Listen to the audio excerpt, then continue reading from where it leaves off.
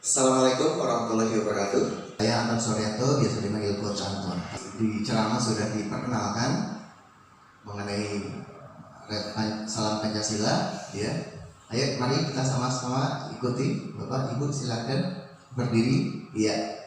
Salam Pancasila, ketuhanan yang Maha Esa, kemanusiaan yang adil dan beradab, persatuan Indonesia, kerakyatan yang dipimpin oleh hikmat kebijaksanaan dalam permusyawaratan perwakilan, keadilan sosial bagi seluruh rakyat Indonesia. Baik, iya, tepuk tangan buat kita semua, ya. Saya akan menyampaikan strategi pembelajaran untuk pelatihan kepemimpinan pengawas, ya, agenda 2 terkait dengan kepemimpinan pelayanan, ya, khususnya mata pelatihan kepemimpinan dalam pelaksanaan pekerjaan. Sebagai pembicara tentunya kartu namanya bukan lagi sekedar kertas kecil, karton bertuliskan nama, tapi buku gitu ya. Katanya guru-guru saya itu kalau pembicara kartu namanya adalah buku. Ini ya salah satu buku kedua yang telah diterbitkan oleh penerbit Diandra Kreatif di Yogyakarta tahun 2016 bersama rekan saya Eka Dita Buntara. Saya lahir di Jakarta tahun 73, tanggal 1 Januari, lulusan diploma 3 STAN, Kepabeanan dan Cukai, S1 Akuntansi, S2 Magister Manajemen. Saya juga sebagai professional coach yang certified dari Coaching Indonesia Academy, kemudian hipnoterapi certified dari IBH, Indonesian Board Hypnotherapy, license promoter di Stephen dari Stephen Institute, dan juga dari BNSP saya dapat sertifikasi untuk asesor kompetensi. Dari LAN saya pernah mendapatkan predikat master trainer untuk latihan dasar prajabatan untuk agenda nasionalisme.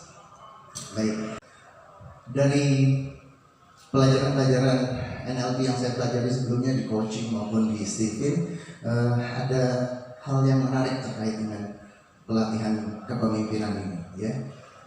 Dalam NLP dikenal otak kiri, otak kanan, ya.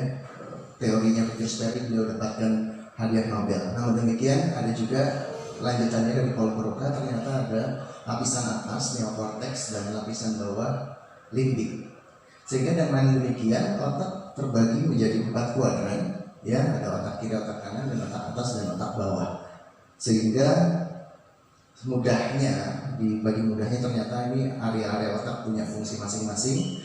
Otak kanan atas lebih bicara konteks, otak kanan bawah bicara emosi, semangat, gairah, otak kiri atas bicara logika, analisis, dan otak kiri bawah tentang sensorik dan bekerja dengan kinetik, ya. Desain pelatihan dalam agenda 2 pelatihan kepemimpinan pengawas berupaya menstimulasi keempat kuadran otak tadi. Misalnya pelajaran diagnostic reading itu dia menstimulasikan area otak kuadran kiri atas. Demikian juga mata pelatihan berpikir kreatif, ini memang kerja domainnya otak kanan atas. Demikian juga membentuk tim yang efektif, ini adalah area kuadran otak yang berkaitan dengan emosi, ya, interpersonal, itu yang di kuadran kanan bawah. Dan mata pelatihan ini, mata pelatihan terkait kepemimpinan dalam pelaksanaan pekerjaan, ini adalah domainnya otak kiri bawah, ya. Kita sebut saja ini otak sensing, di mana area otak ini berfungsi terkait dengan kinestetik, gerakan-gerakan tubuh, motorik, sensorik, ya, dan memori. Jadi cocok sekali ini untuk menstimulasi, ya, mata pelatihan ini untuk menstimulasi otak yang kiri bawah. Dalam mata pelatihan ini kita akan membahas konsep kepemimpinan, kemudian juga dikaitkan dengan konsep servant leadership, kepemimpinan yang melayani, dan juga nanti dikaitkan dengan kepemimpinan Pancasila. Mata pelatihan ini membekali peserta pelatihan dengan kemampuan menerapkan kepemimpinan melalui pemberdayaan staf sebagai bagian dari pengembangan sumber daya manusia, pelaksana-pelaksana di unit kerjanya dalam rangka meningkatkan pelayanan publik. Bicara tentang kepemimpinan, maka saya akan ajak Bapak Ibu saudara-saudara semua untuk ke pakarnya langsung di Inggris sana. Beliau adalah profesor pertama yang bidang studinya leadership.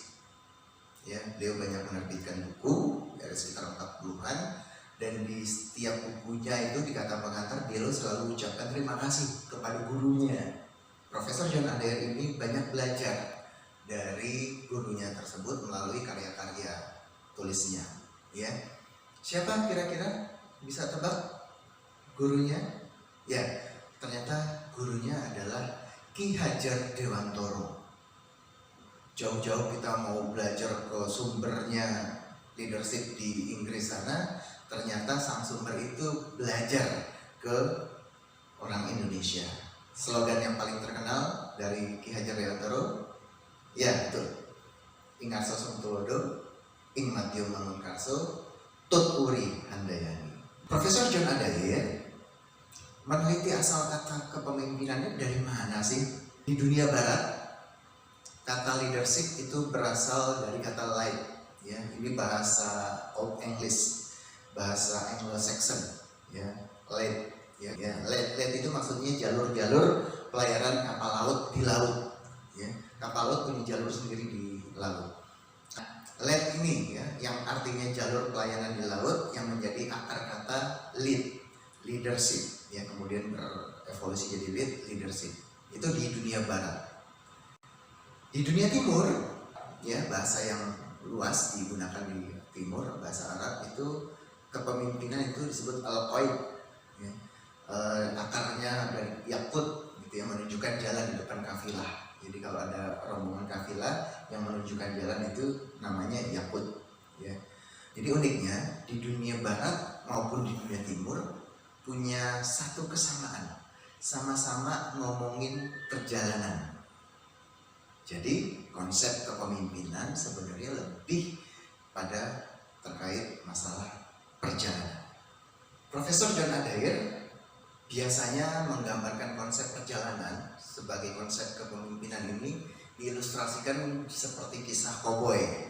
Koboi itu adalah orang pihak yang pertama sekali bangun pagi, ya, sebelum hewan ternak yang akan digembalakannya itu bangun.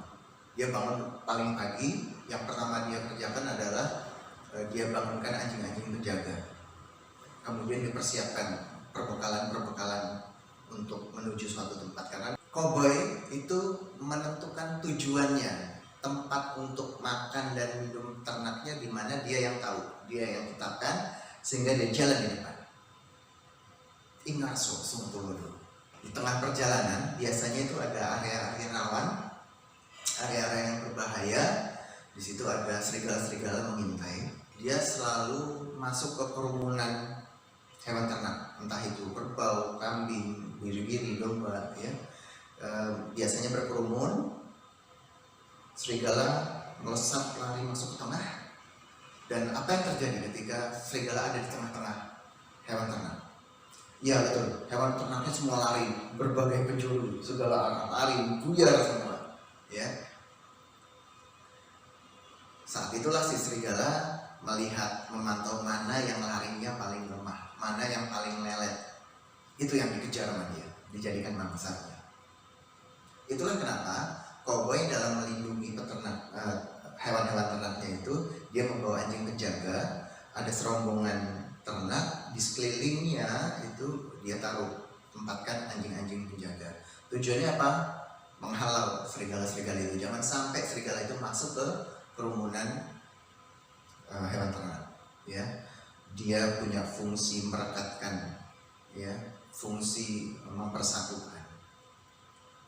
Dan kemudian sampai ke tujuan tempat makan, minum, maka di situ, ya, ada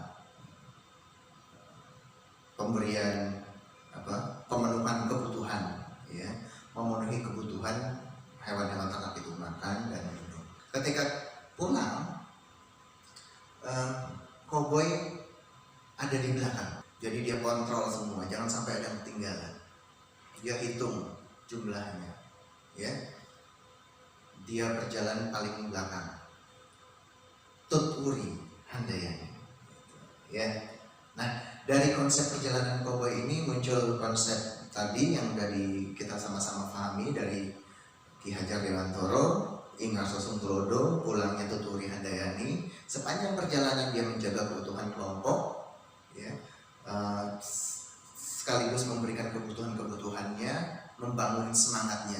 Madyo Mangunkarso. Luar biasa ya, jauh-jauh kita belajar ke seluruh dunia, ternyata kebijakan lokal ada di tempat kita sendiri gitu. Baik Bapak Ibu sekalian ya, dari ilustrasi koboi tadi ya, akhirnya Profesor Junadair menyimpulkan ada 3 fungsi inti kepemimpinan ya. Beliau sebutkan satu persatu 3 fungsi inti kepemimpinan itu. Yang pertama adalah menuntaskan pekerjaan. Yang kedua, menjaga keutuhan kelompok ya. Nah, itu tadi caranya dia dengan anjing-anjing menjaga, dia menjaga keutuhan kelompok hewan ternaknya. Yang ketiga adalah memenuhi individu dalam kelompok, kebutuhan-kebutuhan individu dalam kelompok dipenuhi. 3 gitu ya. Jadi seorang pemimpin bisa dikatakan berhasil menjalankan tugas fungsi intinya ketika dia telah menuntaskan tugas, menjaga keutuhan kelompok, dan memenuhi kebutuhan individu masing-masing anggotanya. Ada satu hal lagi yang menarik dari sekian banyak karya-karya yang ditulis oleh John Adair. Ada salah satunya dia buat buku judulnya Leadership of Muhammad. Di covernya ada tertulis di situ on a journey, the leader of a people is the servant. Hadis ini yang sampai dia taruh di cover buku itu menjadi rujukan Robert Greenleaf ya dalam mengonsep bukunya juga ya. Dia merefer kepada John Adair. Judul bukunya sangat terkenal, judulnya Servant Leadership. Jadi pencetus servant leadership si Mr. Robert Greenleaf ini sendiri ya, selain menyebut terminologi servant leadership, dia juga nyebut-nyebut a journey, suatu perjalanan, sejalan konsepnya ya, memenuhi kebutuhan anggotanya, memenuhi kebutuhan publik, memberikan pelayanan kepada publik, menjaga mereka tetap dalam barisan yang utuh, tidak tercerai-berai ya, dan sama-sama menuntaskan tugas untuk kepentingan bersama ya. Ini nanti terkait dengan kepemimpinan Pancasila yang di agenda 1 ya, bahwa Pancasila adalah konsensus bersama antara pemerintah dalam arti luas maupun dalam arti sempit terhadap warga negara, terhadap rakyatnya, terhadap bangsanya. Jadi ini adalah konsensus bersama antara pemerintah dengan rakyat. Pemerintah wajib memfasilitasi ya, melindungi, memajukan kesejahteraan umum, mencerdaskan juga. Bagaimana pemerintah bisa menjalankan, memenuhi kewajiban yang divisikan oleh konsensus ini? Ternyata ada dasarnya. Cara dasarnya adalah bagaimana pemerintah itu menjalankan kebijakan-kebijakannya, mengambil kebijakannya ya, harus sejalan dengan Pancasila. Demikian kaitannya ya antara kepemimpinan, leadership servant, dan kepemimpinan Pancasila ya. Nah, selain dari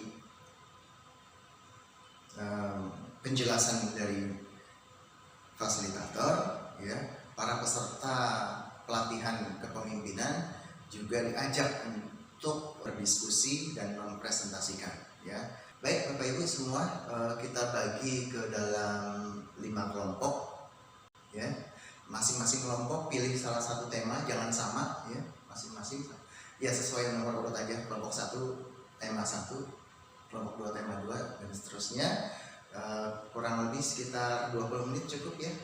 Oke, kalau cukup nanti 5 menit berikutnya adalah mempersiapkan bahan presentasinya, dan nanti juru bicara atau gimana terserah diatur siapa yang bicara, atau mungkin semuanya bergantian, monggo aja silakan presentasikan hasil pemikiran diskusinya ya.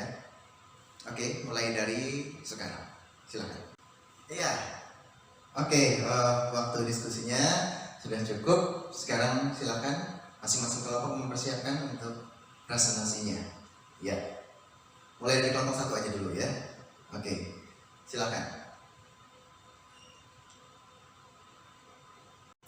Baik, Bapak Ibu para peserta diklat yang berbahagia, demikianlah ya strategi pembelajaran untuk mata pelajaran kepemimpinan dalam pelaksanaan pekerjaan.